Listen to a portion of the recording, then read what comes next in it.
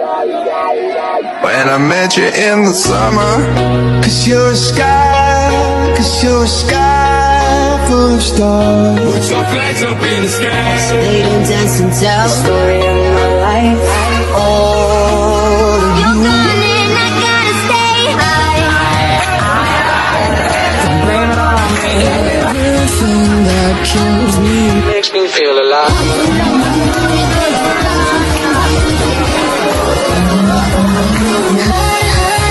I ain't trying to go where everybody else goes, so we can just how fast the night. Bismillahirrahmanirrahim. Assalamualaikum warahmatullahi wabarakatuh. Saya dari kelompok C4 kelas 5C ingin membawakan materi tentang analisis perambatan gelombang gempa di batuan. Sebelum memasuki analisis pembahasan, kita perkenalkan kelompok saya terlebih dahulu. Ada Emali Fikri, Muhammad Fauzan, Meza Firmansyah, saya sendiri, dan Aldi Perniawan.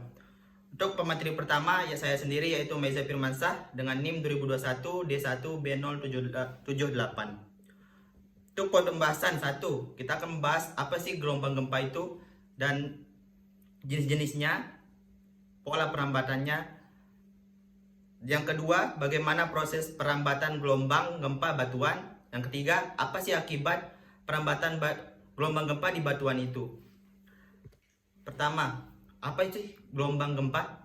Gelombang gempa atau juga dikenal sebagai gelombang seismik atau gelombang tanah adalah gelombang mekanik yang merambat melalui bumi setelah terjadinya gempa bumi atau ledakan.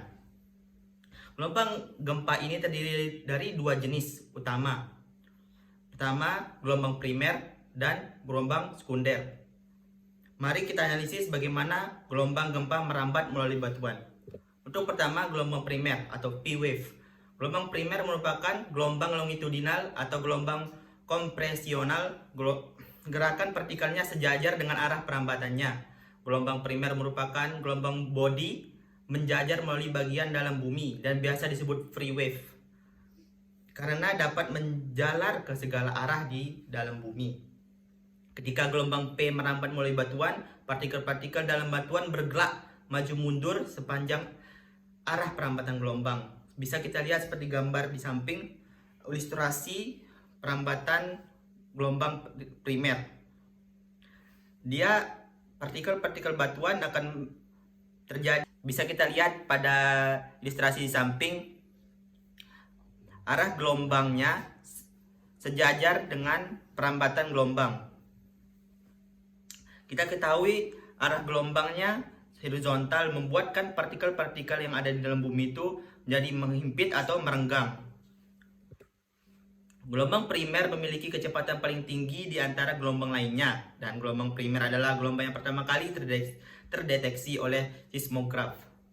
Kecepatan gelombang primer antara 4-7 km per sekon di kerak bumi, lebih besar dari 8 km per sekon di dalam mantel dan inti bumi, lebih kurang 1,5 km per sekon di dalam air, dan lebih kurang 0,3 km per sekon di udara. Kecepatan penjalaran gelombang P dapat ditulis dengan persamaan seperti di samping.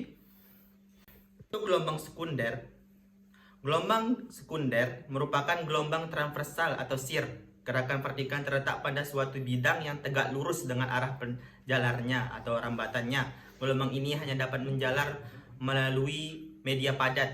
Kalau yang primer tadi bisa merambat melalui 3 partikel padat, cair, dan gas.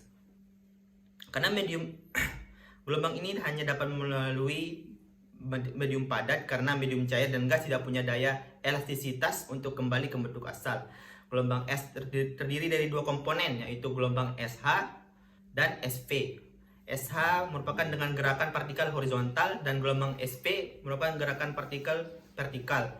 Ketika gelombang sekunder merambat melalui batuan, partikel-partikel dalam batuan bergerak dalam pola gelombang horizontal yang tegak lurus terhadap arah perambatan gelombang. Bisa kita lihat ilustrasinya di samping juga. Dan dari saya akan dilanjutkan lagi oleh pemateri selanjutnya. Perkenalkan, nama saya Aldi Perniawan, NIM 2021 D1B093. Saya pemateri kedua, saya akan melanjutkan materi dari pemateri pertama. Gelombang sekunder memiliki kecepatan yang lebih rendah dibandingkan dengan gelombang primer, sehingga terdeteksi oleh seismograf setelah gelombang primer. Menurut Poisson, kecepatan gelombang primer mempunyai kelipatan dari kecepatan gelombang sekunder.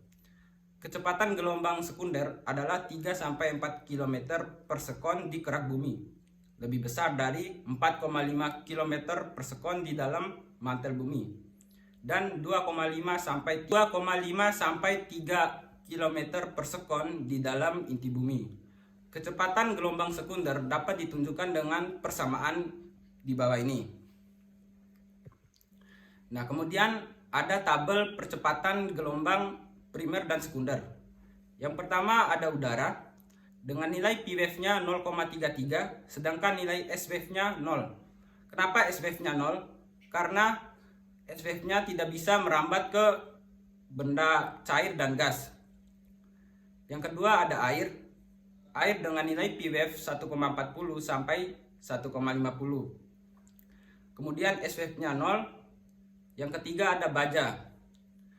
Baja dengan nilai P wave-nya 6,10 dan S wave-nya 3,50. Karena baja adalah benda padat, jadi S wave-nya bisa merambat ke dalam benda padat.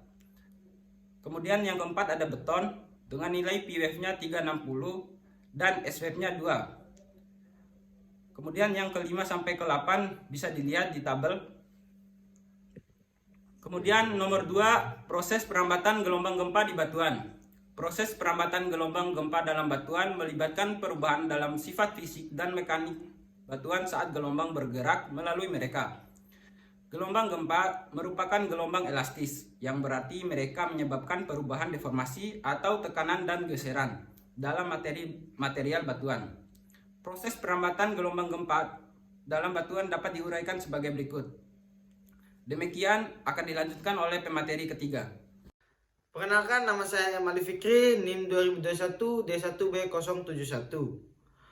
Di sini saya pemateri ketiga akan melanjutkan materi dari pemateri kedua.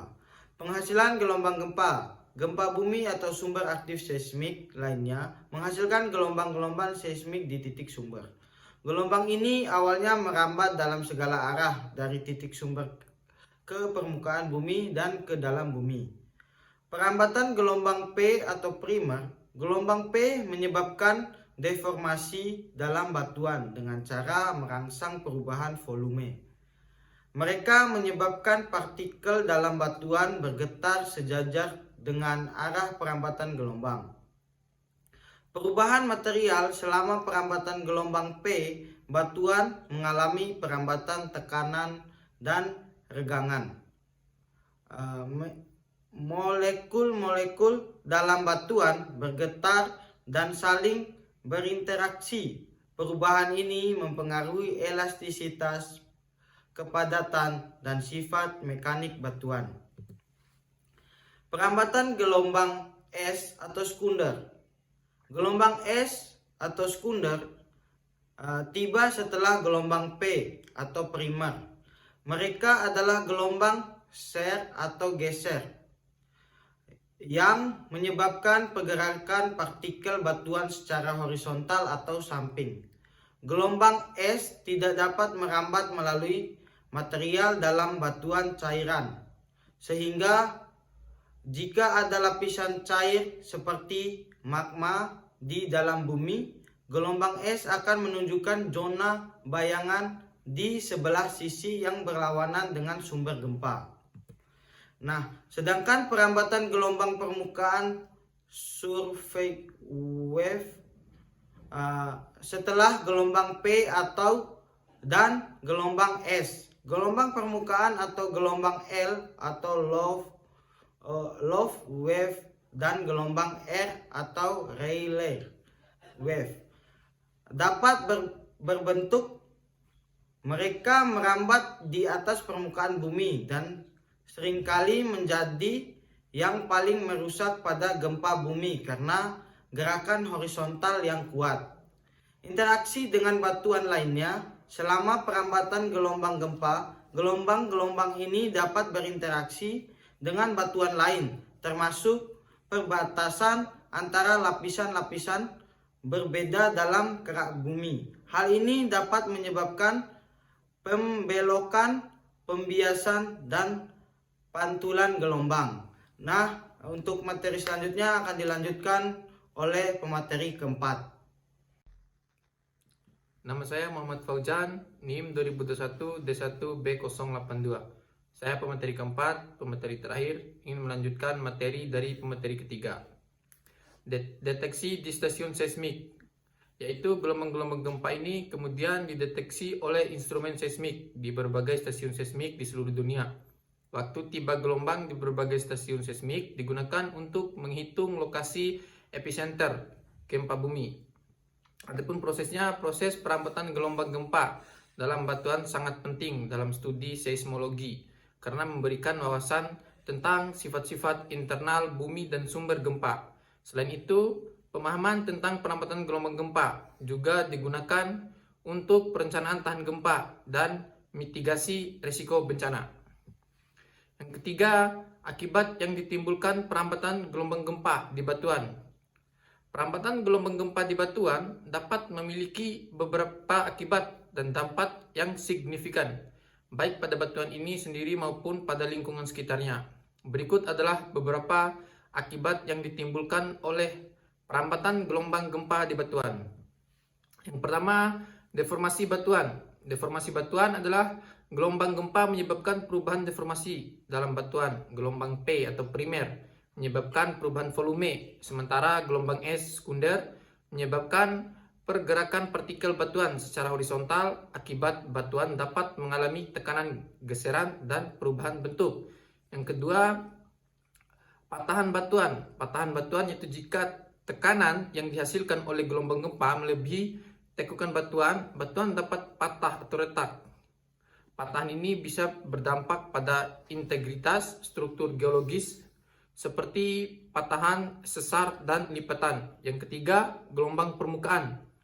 Gelombang permukaan seperti gelombang Rayleigh dan Louvre dapat menyebabkan getaran horizontal yang kuat pada permukaan tanah. Ini dapat mengakibatkan kerusakan pada bangunan dan infrastruktur. Yang keempat, perubahan struktur bawah tanah. Perambatan gelombang gempa dapat mempengaruhi lapisan batuan di bawah tanah. Ini dapat mengubah sifat hidrogeologi dan potensial menyebabkan perubahan dalam aliran air bawah tanah. Sekian dan terima kasih presentasi dari kelompok kami. Lebih dan kurangnya kami mohon maaf. Assalamualaikum warahmatullahi wabarakatuh. Audio Jungle.